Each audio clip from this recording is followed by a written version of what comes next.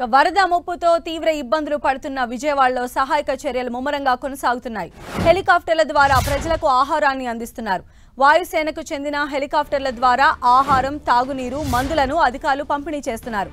Singh Nagar, Ambapuram, Bombay colony, Rajarajeswaripeta, milk project తదితర ప్రాంతాల్లో హెలికాప్టర్ల ద్వారా ఆహారాన్ని వాయుసేన సిబ్బంది అందిస్తున్నారు. విజయవాడ వరద ప్రభావిత ప్రాంతాల్లో సహాయక చర్యలు వేగవంతమయ్యాయి. సీఎం చంద్రబాబు ఆదేశాలతో మరో 200 మంది ఎన్డీఆర్ఎఫ్ బలగాలు రంగంలోకి దిగాయి. సహాయక చర్యల కోసం బయట నుంచి కూలీలను కూడా తరలిస్తూ ఉన్నారు. గత 3 రోజులుగా వరద ముంపుతో తీవ్ర ఇబ్బందులు పడుతోన్న విజయవాడ ప్రజలు వరద క్రమంగా తగ్గుతూ ఉండడంతో ఊపిరి పీల్చుకున్నారు. యనమల కుదురులోని పలు కాలనీల్లో ఇళ్లలోకి నీరు తగ్గింది. దీంతో స్థానికులు తిరిగి ఇళ్లలోకి చేరుకుంటూ ఉన్నారు.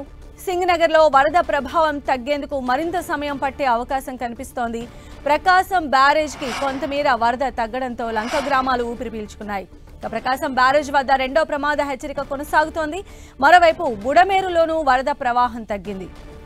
విజయవాడలోని అనేక ప్రాంతాల్లో విద్యుత్ లేక ప్రజలు ఇబ్బందులు పడుతున్నారు. విద్యుత్ పునరుద్ధరణకు మరింత సమయం పట్టే అవకాశం ఉందని అధికారులు చెబుతున్నారు.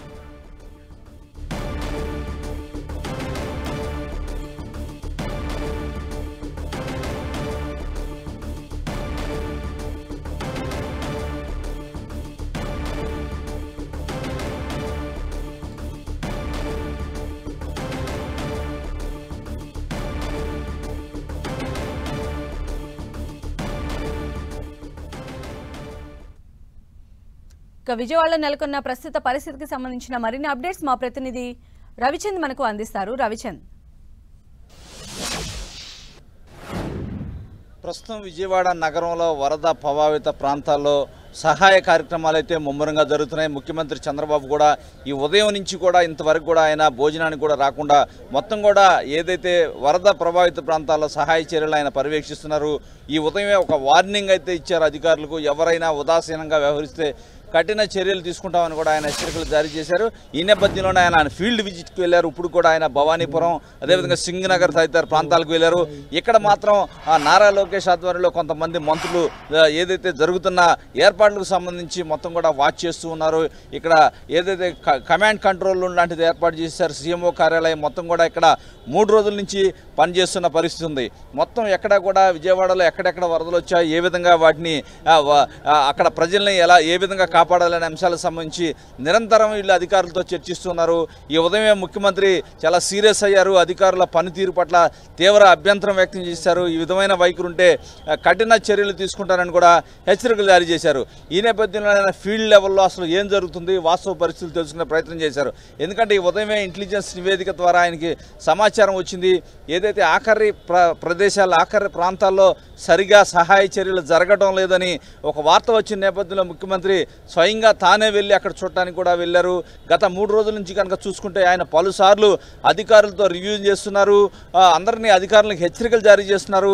ఈరోజు మాత్రం ఒక మంత్రిని ఒక్కొక్క డివిజన్కి పంపించారు. మంత్రితో పాటు సీఎంఓ అధికారిని కూడా పంపించారు. అక్కడ జరుగుతున్న సహాయ కార్యక్రమాల గురించి తెలుసుకుంటూ ఉన్నారు. ముఖ్యంగా ఆహారం విషయంలో కొంత సరిగా అందట్లేదనే సమాచారం వచ్చింది. ఈ నేపథ్యంలో డ్రోన్ల నుంచి కూడా హెలికాప్టర్ నుంచి కూడా ఆహారాన్ని జారవిడిచే కార్యక్రమానికి అయితే శ్రీకారం చుట్టారని చెప్పుకోవచ్చు. మరోవైపు ప్రకాశం బ్యారేజ్లో వరద తగ్గుముఖం పట్టింది. 2.5 లక్షలు అంటే 11.3 లక్షల క్యూసెక్కుల వాటరు నిన్నటి వరకు వచ్చింది. కానీ ఈరోజు 8 లక్షల లోపుకి రావడంతో కొంత ఊపిరైతే పీల్చుకున్నారు. అయినా లోతట్టు ప్రాంతాల్లో మాత్రం జలమయం అవుతున్నాయి. ఏదైతే లోతట్టు ప్రాంతాల్లోని కరకట్టలో కొంత బీచెస్ వస్తున్నాయని చెప్పి సమాచారం వస్తుంది. అక్కడ కూడా మంత్రులంతా ఏర్పాట్లు అయితే సమీక్షిస్తూ ఉన్నారు. ఎప్పటికప్పుడు ఇసుక బస్తాలు వేసి నీరు లీక్ కాకుండా చూస్తున్నారు. ఏదైతే పునరావాసానికి ఎవరైతే బాధితులు ఉన్నారో వారందరినీ పునరావాస శిబిరాల్లోకి తరలిస్తున్నారు. వారందరికీ నాణ్యమైన ఆహారం కావచ్చు, పాలు, మందులు అన్నీ ఇస్తూ ఉన్నారు. మరోవైపు విజయవాడలో సాధారణ పరిస్థితులు వస్తాయనే ఆశాభావం అయితే ప్రభుత్వం వ్యక్తం చేస్తుంది. ఎందుకంటే ఇప్పటికే బ్యారేజీలో వాటర్ తగ్గింది కాబట్టి నగరంలో ఉన్న మురుగునీరు బయటకు వెళ్లే అవకాశాల కోసం ఏదైతే ఇరిగేషన్ మంత్రి కావచ్చు, ఇరిగేషన్ అధికారులు చూస్తున్నారు. వీలైనంత తొందరలోనే నగరంలోని మురుగంతా కూడా బయటికి వెళ్తుంది, వర్షాలు తగ్గుతున్నాయనే ఆశాభావం అయితే వీరు వ్యక్తం చేస్తున్నారు. నారా లోకేష్ మాత్రం ఇక్కడ కమాండ్ కంట్రోల్ రూమ్లో నుంచి అందరితో మాట్లాడుతూ చివరి వ్యక్తి వరకు సహాయం చేసేందుకు అన్ని చర్యలు తీసుకుంటూ ఉన్నారు. Okay, right Ravichand.